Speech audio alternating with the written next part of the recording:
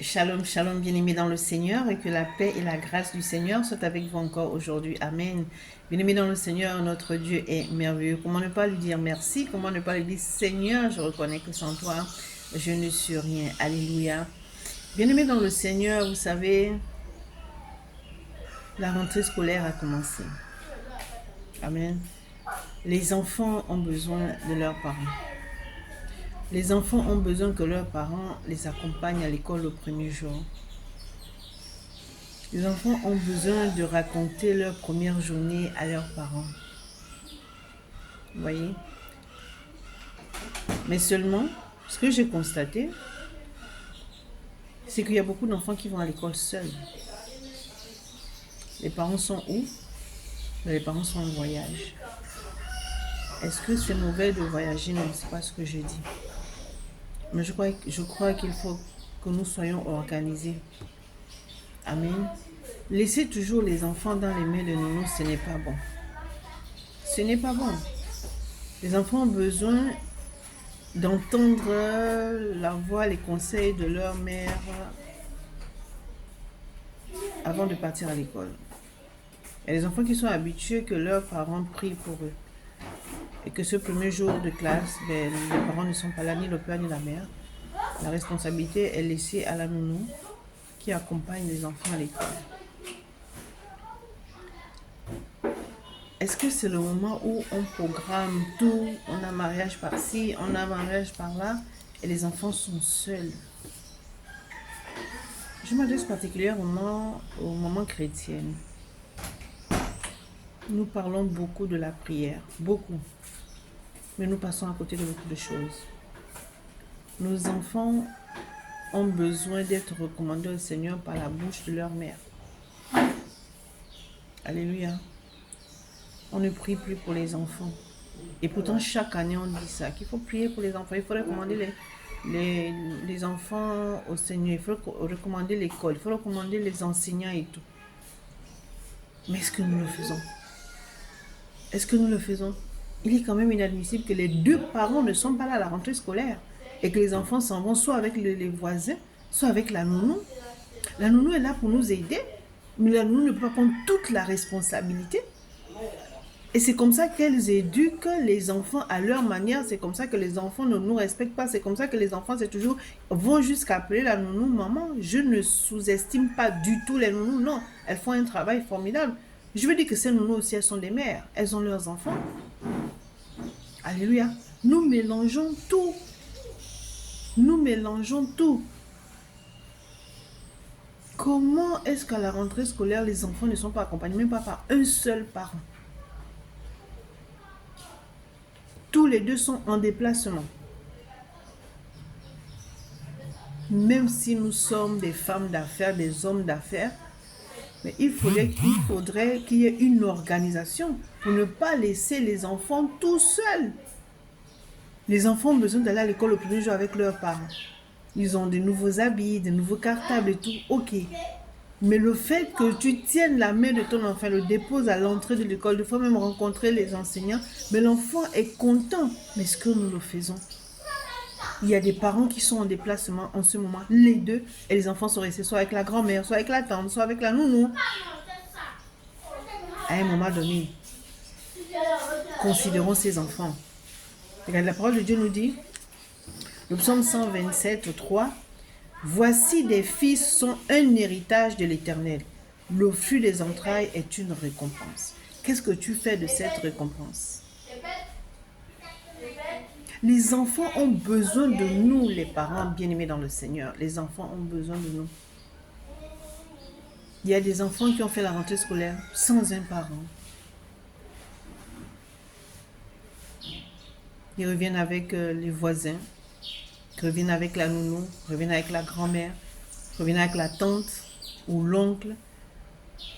Je ne sous-estime pas du tout ces personnes. Non, je veux nous faire comprendre que en tant que parent, c'est quand même quelque chose d'important pour l'enfant d'être accompagné par ses parents. Il y a certains qui sont en voyage, certes, mais les deux parents, Et vous appelez ça, c'est bien passé les vacances, vous n'avez pas recommandé les enfants au Seigneur, vous n'avez pas pris un temps avec eux. C'est-à-dire que depuis peut-être 2 semaines, vous êtes absent. Donc vous n'avez pas préparé la rentrée scolaire des enfants. Il ne suffit pas de donner l'argent à quelqu'un pour dire, va acheter les cahiers, va faire ci, va faire ça. Les enfants ont besoin de nous, bien-aimés dans le Seigneur. Femme, surtout toi, femme chrétienne, qui passe ton temps à prier, mais tu pries pourquoi? Tu pries pour qui? Hein? Ta famille, c'est ton premier ministère.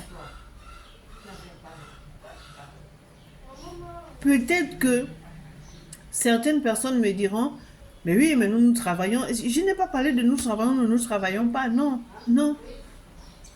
Vous travaillez, oui. Vous êtes des femmes d'affaires, oui. Il y a quand même une priorité. Les enfants sont notre priorité. Si vous êtes femme d'affaires, si vous êtes, je sais pas moi, chef d'entreprise, vous devez vous organiser que à cette date précise, là, cette semaine, je la consacre à mes enfants. Et puis après, ben, tu continues ton travail. Ces enfants, nous devons prendre soin d'eux. Regardez, 1 Timothée 5,8 nous dit ceci. Si quelqu'un n'a pas soin des siens, et principalement de ceux de sa famille, il a renié la foi. Alléluia, il est pire qu'un infidèle. Laissez toujours les enfants aux mains des autres personnes. Vous ne savez pas ce que les enfants reçoivent. Vous ne savez pas, justement, il y a des paroles que ces personnes disent aux enfants. Vos parents ne sont jamais là et donc vous faites ce qu'on vous demande de faire. Les enfants reçoivent des paroles comme ça, mais qui les traumatisent. Et il faut vous poser la question de savoir comment est-ce que l'année scolaire de l'enfant n'a pas marché et tout alors que l'enfant a tout. Non, l'enfant a le matériel, mais l'enfant n'a pas la présence maternelle ou paternelle. Nous passons à côté de beaucoup de choses. J'aimerais nous dire que les enfants ont besoin de... Même quand un enfant est grand, plus de la vingtaine, cet enfant aussi a besoin de ses parents. Cet enfant a besoin de ses parents. C'est-à-dire que tant qu'on vit, tant que nous avons des enfants, il faut que nous nous disions que nos enfants auront toujours besoin de nous. Même si plus tard, ce sont eux qui vont s'occuper de nous. Mais comment voulez-vous qu'ils s'occupent de nous s'ils n'ont rien reçu de nous? On ne peut donner que ce qu'on a reçu. Tu ne donnes pas de l'amour à ton enfant. Tu n'as jamais dit à ton enfant, je t'aime. Tu n'as jamais accompagné ton enfant. Tu n'as jamais dit à ton enfant, je viens te chercher à la sortie de l'école. Non, tu donnes tout aux gens. Va m'acheter les cahiers pour les enfants. Va ceci, va ceci. Tu ne peux même pas prendre le temps de prendre ton enfant et dire, bon, on va aller faire les courses. Peut-être que le cartable que je veux prendre ne va pas te plaire. Des fois, vous savez que ça aussi, ça peut traumatiser les enfants. Ce n'est pas une histoire des enfants sont gâtés ou quoi. Non, ce n'est pas ça. C'est que des fois, tu prends ton enfant et dis, bon, on va aller, tu vas choisir ton cartable. Ça lui fait plaisir qu'il a choisi le cartable avec lequel il va à l'école. C'est ce qu'il a choisi lui-même. On ne veut pas toujours leur imposer des choses. Et tout ça, ça travaille, bien aimé dans le Seigneur. Ça travaille dans la tête de l'enfant. Donnons de l'amour à nos enfants. Une maman qui passe son temps à dire, oh, je suis dépassée, je suis dépassée. Mais tu es dépassée par quoi? Tu es femme de Dieu, tu es une femme de prière, tu es une chrétienne, tu es dépassée. Il dit, venez à moi, vous tous qui êtes fatigués et chargés, je vous donnerai du repos. Tu es fatigué, Seigneur, donne-moi la force. Seigneur, je n'en peux plus. Tu te plains à ton Dieu, tu vas voir ton... Il va te donner la force. Mais si tu te plains à tout le monde, mais pourquoi tu as fait les enfants? Que les enfants ne peuvent pas te parler, tu n'as jamais le temps. Tu es toujours fatigué. C'est la nounou qui fait tout. Non, à un moment donné, femme, soyons responsables. C'est la rentrée scolaire. Accompagnons les enfants, même pendant 1 semaine. Il y a des parents qui sont absents là, qui ne sont pas là, qui sont en voyage. Vous voyez, d'où l'importance d'avoir, comment on appelle ça, un calendrier. Hein. Et puis noter tout ce qu'on doit faire, mais qu'on ne rate pas la rentrée scolaire des enfants. Surtout ceux qui vont par exemple à la maternelle ou bien au primaire. Vous laissez cette responsabilité aux voisins, vous laissez cette responsabilité aux nounous, à la grand-mère et tout. Non. Non. Prenons soin de nos enfants. Ils ont besoin de nous, femmes. Il y a beaucoup d'enfants qui sont partis à l'école, premier jour de la rentrée, sans un parent. C'est triste. Comment vous allez rattraper ça? Au téléphone. Comment ça s'est passé la rentrée scolaire? Ça va, ma maman arrive. Hein? Ma maman aurait dû être là. Pas question de maman arrive, maman aurait dû être là. Vous voyez? C'est peut-être qu'il y a beaucoup qui ne comprendront pas mon message.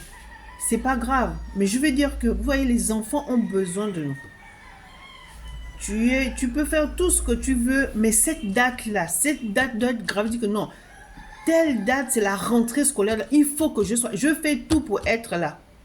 Mais quand on n'est pas organisé, et voilà la fin. Oh, si je savais, oh, j'avais complètement oublié. Mais parce que tu n'es pas organisé, que tu avais complètement oublié.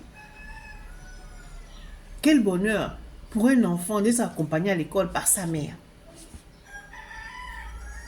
Mais non, il va tout seul. À la maternelle, ben c'est où la plus grande, voilà, qui va accompagner l'enfant à l'école. Non, et il y a certains parents qui ne connaissent même pas les maîtres, les maîtresses de leurs enfants, les profs de leurs enfants. Pourquoi? Parce que ben, ils ne sont jamais là. Ils vont jamais en convocation, parents et élèves, professeurs. Ils ne vont jamais. Ils délèguent toujours. Arrêtez de déléguer. On ne délègue pas pour tout. On ne délègue pas pour tout. Vous ne prenez même pas le soin de dire que bon, je vais aller voir les enseignants et dire que si je ne suis pas là, c'est telle personne. Non, vous ne prenez même pas la peine de le faire. Mais tu trouves quelqu'un. Est-ce que tu parlais comment on appelle ça, la réunion parents, professeurs et tout. Mais des fois, les professeurs ont envie de voir les parents. Il y a beaucoup de choses que nous faisons. Peut-être que nous ne nous rendons pas compte. Mais c'est pas bien. Les enfants ont besoin de nous. Tu vas prier avec l'enfant au téléphone. Les enfants ont besoin qu'on leur tienne la main. Et puis ils sont là, ils répètent avec nous. On prie avec. Ils sont contents parce qu'ils participent. Ils voient qu'ils ont fait quelque chose. Mais nous ne le faisons pas. Parce qu'on est trop occupés. On est femme d'affaires. Non, c'est très bien. Je ne suis pas contre ça. C'est très très bien. Mais à un moment donné, il y a un temps pour tout, quoi, je veux dire. Si c'est ton entreprise, c'est toi qui es chef d'entreprise, c'est toi qui organises des choses, non? Si tu organises que telle date, il y aura ci, telle date, il y aura ça. Donc, la date de la rentrée scolaire doit être quelque chose de primordial. Que c'est quelque chose que je ne dois pas rater. Je dois accompagner mes enfants. Ou bien, à peine l'école commencée, les gens sont déjà en voyage. Et la responsabilité est avec qui? Avec les nounous, avec les tantes, avec tout le monde, sauf les parents. Les deux parents ne peuvent pas aussi être absents tous les jours. Ou bien vous dites aux enfants, contentez-vous de ce que vous avez. Il y a des gens qui n'ont personne quand les parents voyagent, ils sont seuls. Ça, ce n'est pas le problème de l'enfant. Hein? L'enfant n'a pas demandé à venir au monde. Donc, je nous appelle, je nous exhorte à prendre soin de cette génération-là. C'est la relève de demain. Mais si la relève de demain ne reçoit aucune éducation, ne reçoit aucun amour, est-ce que vous voyez un peu? Nous nous attendons à quoi? Nous nous attendons à quoi, bien-aimés dans le Seigneur? Alors, j'aimerais tout simplement nous dire que soyons vigilants. Gardons nos enfants, instruisons nos enfants, prions avec nos enfants. Accompagnons nos enfants dans toutes leurs activités. Les deux parents ne peuvent pas être absents. Non. Il y a des mamans de fois qui sont mères au foyer. C'est un travail noble être mère au foyer. On n'est pas seulement assis ainsi à certains qui passent tout leur temps devant la télé. Bon, ça, c'est pas de ça dont je vais parler. Je dis qu'être mère au foyer, c'est un travail. Tu dois organiser le travail à la maison. Tu dois être au courant de tout dans ta maison. Hein? Alors, des fois, tu es femme au foyer, tu ne peux même pas aller prendre tes enfants à l'école.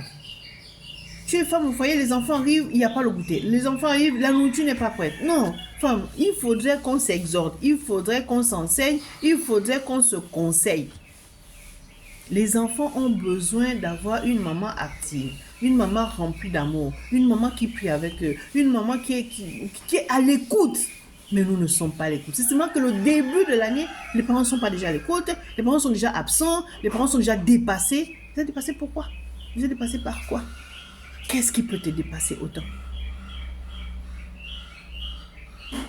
Et des fois, vous vous demandez pourquoi est-ce que l'enfant a raté l'année scolaire. L'enfant a raté l'année scolaire parce que depuis le début, vous n'étiez pas là. L'enfant était toujours confié. Un temps soit peu. Aimons nos enfants. Tu veux que ton enfant te dise, maman, je t'aime, tu ne lui as jamais dit ça.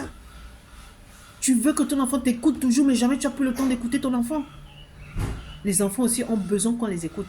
Ils veulent s'exprimer, ils veulent parler, ils veulent nous montrer des choses, ils veulent qu'on participe à ce qu'ils font. Mais on n'a jamais le temps. Que ton travail, femme, ne t'éloigne pas de tes enfants. Ne fais pas de ton travail une priorité. Ta priorité, ce sont tes enfants. Ta priorité, ce sont tes enfants. Tes enfants ont besoin de toi. Ces enfants n'ont pas seulement besoin des cadeaux, des voyages et tout. Tu n'es jamais présent. Vous allez aller en vacances. Tu vas aller en vacances aux États-Unis. Tu payes le billet. C'est comme si tu te débarrassais. Il y a une nouvelle paire de chaussures qui est passée, qui est sortie, tu payes. Il y a une nouvelle marque de chaussures, ou bien de robe, hein, tu payes. Donc tu ne fais qu'offrir des cadeaux, mais tu ne leur offres pas l'amour dont ils ont besoin. Donc les enfants sont habitués. Ils sont habitués, mais ils souffrent. L'amour d'une mère est très important pour un enfant. L'amour d'une mère donne la joie à un enfant. L'amour d'une mère donne confiance à un enfant. Et lorsque tu as l'amour d'une mère, ça te pousse même à travailler. C'est-à-dire que les cadeaux, s'il y a les cadeaux, amen. Mais s'il n'y a pas de cadeaux, l'amour, il vient, tu accueilles ton enfant. Elle vient, tu accueilles ton enfant. Vous partagez, qu'est-ce que tu as fait à l'école? De moi, j'étais à la maison, voici ce que j'ai fait. Oui, on peut le faire. Ce n'est pas une question de dire que oui, elle parle, est-ce qu'elle le fait? Oui. Donc mes enfants sont maintenant grands, mais je le faisais. On le fait. On peut le faire, mais sauf qu'on refuse. Ou bien on délègue trop. Non, ce n'est pas tous les jours, tout le temps qu'on doit déléguer. Hein. Désolé. Alléluia. Donc, bien aimé dans le Seigneur, c'était un conseil que j'avais pour nous femmes. Ayons du temps pour nos enfants. Montrons à nos enfants que nous sommes là. Montrons à nos enfants qu'ils peuvent compter sur nous. Montrons à nos enfants qu'on les aime. Disons à nos enfants, je t'aime. Partageons beaucoup de choses avec nos enfants. Soyons ouverts avec nos enfants. Arrêtons d'avoir des sujets tabous. Si ce n'est pas l'âge de dire à l'enfant que non, je ne peux pas t'expliquer ça maintenant, mais plus tard. Mais arrêtons avec les sujets tabous. Vous avez des sujets tabous à la maison, mais ces sujets qui sont tabous chez nous, eh bien à l'école, on leur enseigne ça. L'école n'est pas là pour faire l'éducation de nos enfants. Ils enseignent nos enfants. L'éducation nous incombe. Alléluia. Aimons nos enfants, accompagnons nos enfants. Ils ont besoin de nous. Vous voyez, on dit toujours aux enfants, écoute ce qu'on te dit. Écoute ce qu'on te dit. Mais à quel moment on les écoute, ces pauvres enfants? À quel moment ces enfants vont s'exprimer? À quel moment on va leur prêter notre oreille? Ils ont besoin de ça. Ils n'ont pas besoin des mains d'une autre personne, des oreilles d'une autre personne, des yeux d'une autre personne. Non, ils ont besoin de nos yeux, de nos oreilles, de notre bouche et de nos mains. Je m'adresse ici à une maman qui dit, je suis dépassée. Tes enfants ne peuvent pas te dépasser. Si tu es une femme chrétienne, tu demandes à Dieu de te fortifier. Tu demandes à Dieu le repos. Que de ta bouche ne sortent pas que des injures, mais des mots doux. Des mots d'amour pour tes enfants. Parce que lorsqu'on est énervé, on est fatigué, on sort des paroles vraiment qui ne sont pas agréables. Mais ne sous-estimons pas la puissance de la parole, bien-aimé dans le Seigneur. Les paroles sont puissantes. Tu vas parler et puis tu ne vas même pas te dire, ah, ce que j'ai dit là, ce n'est pas bien. Je lui ai demandé pardon à mon fils. Non, tu ne vas pas le faire. Et puis, ça va rester dans la tête de l'enfant. Maman m'a parlé, elle m'a dit ça et tout. Et c'est dans sa tête. La parole de Dieu nous dit dans le livre de Proverbes 15, verset 1, « Une réponse douce calme la fureur, mais une parole dure excite la colère. » La parole de Dieu aussi nous dit dans Ephésiens 6, 4, « N'irritez pas vos enfants. » Mais un enfant irrité est un enfant qui est difficile à reprendre. Alors, soyons amour. Soyons amour. Les enfants ont besoin de l'amour de leurs parents. Maintenant, les cadeaux suivent après, mais l'amour maternel, la présence humaine fait du bien. Alors, prions pour nos enfants. Prions à Dieu pour qu'il nous donne cet instinct maternel, parce qu'il y a des femmes qui n'ont pas d'instinct maternel. Regardez un peu tous les mouvements de femmes qu'il y a là. On se conseille, on s'éduque, mais c'est comme si ça tombait dans des oreilles, je ne sais pas moi. Peut-être que tu ne sais pas... Tu te dis, je n'ai pas, en ma jeunesse, mes parents ne m'ont jamais dit je t'aime, donc voilà pourquoi je n'ai pas l'habitude. Ok, on te comprend, mais on va te dire, essaie de le faire maintenant. Tu verras que ça va changer, tu ne vas pas reproduire ce que tu as subi, tu as vécu. Non, change les choses. Change les choses, bien-aimé dans le Seigneur, change. Tu peux le faire, femme, tu peux le faire, mère. C'est pas parce qu'on t'a pas dit dans ta jeunesse que on t'a jamais dit qu'on t'aime que tu vas dire moi je n'ai pas dit ça à mes enfants. Non. Nous sommes là en tant que femmes, nous nous éduquons. Il y a beaucoup d'associations, il y a beaucoup de mouvements de femmes et tout, où nous sommes là, on s'éduque. On n'est pas là pour, comment dirais-je, il n'y a pas d'esprit de supériorité que moi. Non, ce que tu sais, tu partages avec les autres. Si tu as quelque chose qui t'embête, tu t'ouvres, tu dis, mais moi, j'aimerais qu'on m'aide sur tel point, tel point. Mais tu ne dis rien, tu restes comme sur ta position, tu dis jamais bonjour à tes enfants, si les enfants ne te disent pas bonjour, peut-être tu t'es levé avec les enfants, des fois ils se réveillent, ils sont là, ils sont un peu perdus et tout du sommeil, tu peux leur dire bonjour? Non. Vous voyez, on a beaucoup de choses à apprendre, on doit s'éduquer. Amen. Donc voici, c'était un petit conseil pour nous mères. J'aimerais tout simplement dire, aimons nos enfants, accompagnons nos enfants, soyons à l'écoute de nos enfants parce qu'ils ont besoin de nous. Que Dieu vous bénisse, que Dieu vous fortifie. C'était votre humble sœur et servante, le prophète Jérémie du ministère des enfants perdus, fondatrice du mouvement de femmes abusées restaurées par Christ. Amen. Soyez grandement bénis.